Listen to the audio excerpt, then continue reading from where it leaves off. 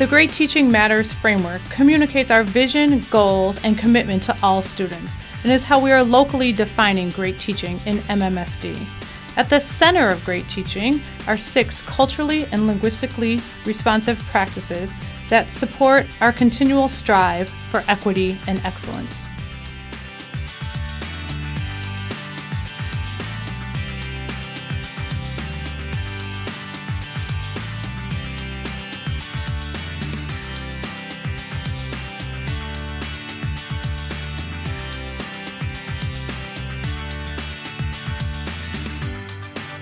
Just proximity, like I feel like everyone needs to know that I expect them all to be plugged in the whole time, and I do that by moving around the room. If they're doing a turn and talk with a partner, I don't just stay seated, I get up and I go around and I listen, or I say, you know, if they're writing something down, I say, oh, I'm going to come around and admire your hard work. So I'm giving them the cue to know that, okay, wait, I can't just sit here and pretend I'm writing. She's actually going to come around and check if I'm writing. So they know that I'm going to come around and that my expectation is that they're going to do quality work.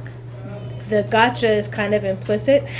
You know that they know that they're going to be on the hook if they don't do what I expect, but they also know that I believe and expect them to do quality work. I try to build a lot of scaffolds into the day. So I try to make it so that everybody can be successful.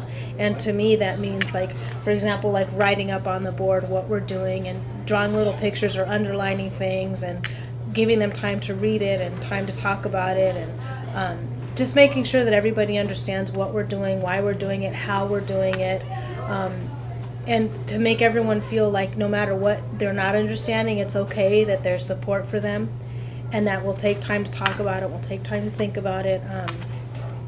So I think that's an important part of keeping everybody engaged and successful.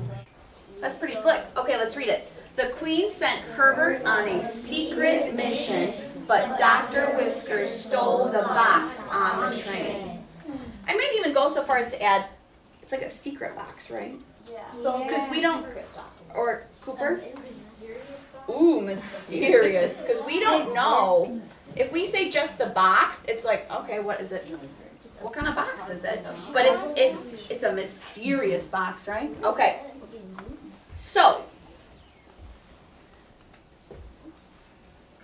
excellent. So tomorrow, we're going to keep reading, okay? Maybe we'll find out what's in the box.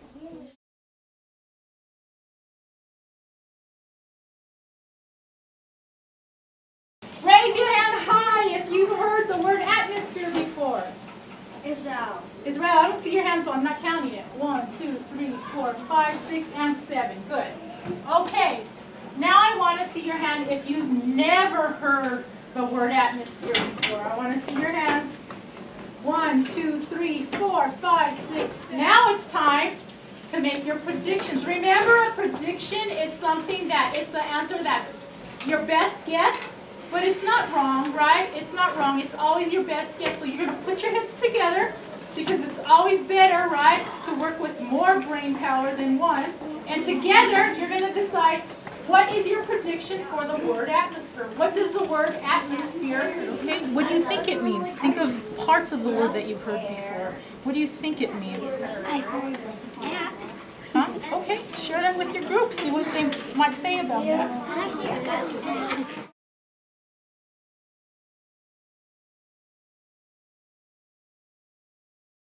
We write language objectives for Spanish and for English, both. So yeah, we really try to be specific, and those we write based on where we've seen weaknesses. So for example, like using the possessive in English is something that a lot of Spanish speakers struggle with. So that's something that we would incorporate into our English instruction. And in Spanish, we notice that there are a lot of kids who also struggle with syntax in Spanish, our SLL kids. So we would focus on that specifically for a week. And then change up our objectives every week based on what we're seeing in their reading, writing, listening, and speaking.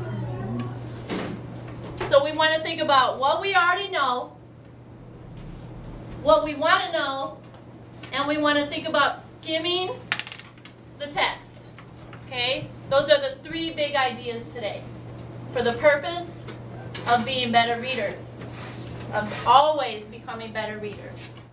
If the teacher has high expectations, then the student will have high expectations for themselves. High expectations make me feel very well because I like to be challenged. If teachers have high expectations for their students, the students will want to reach those. High expectations makes me feel like I can do more than I can do now. I may believe in myself, but I feel like when a teacher believes in me and sees more in myself, then that makes me want to do more. For all those incoming teachers out there and everyone who wants to be a teacher, believe in us more than we believe in ourselves.